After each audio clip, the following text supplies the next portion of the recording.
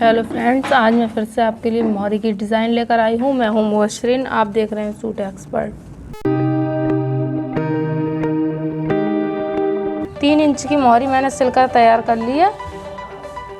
मैं यहाँ पर लहर बनाऊंगी। ये लहर बना के मैंने तैयार कर लिया। मैं यहाँ पर डिज़ाइन बनाऊंगी।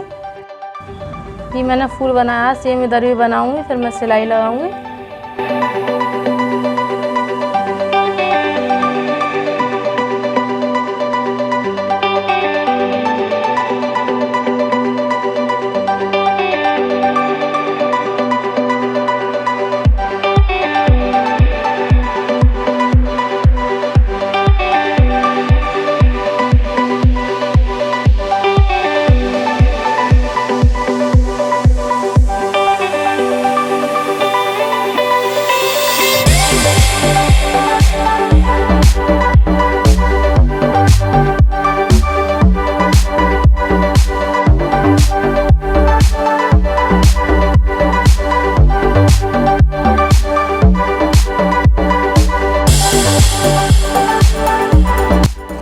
हमारी डिज़ाइन बनकर तैयार हो चुकी है। यहाँ पर मैं छोटी लहर बनाऊंगी,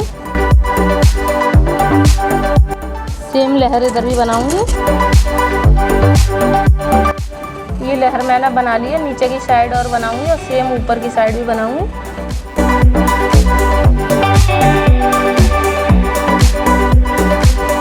सेम लहर इधर भी बनाऊंगी।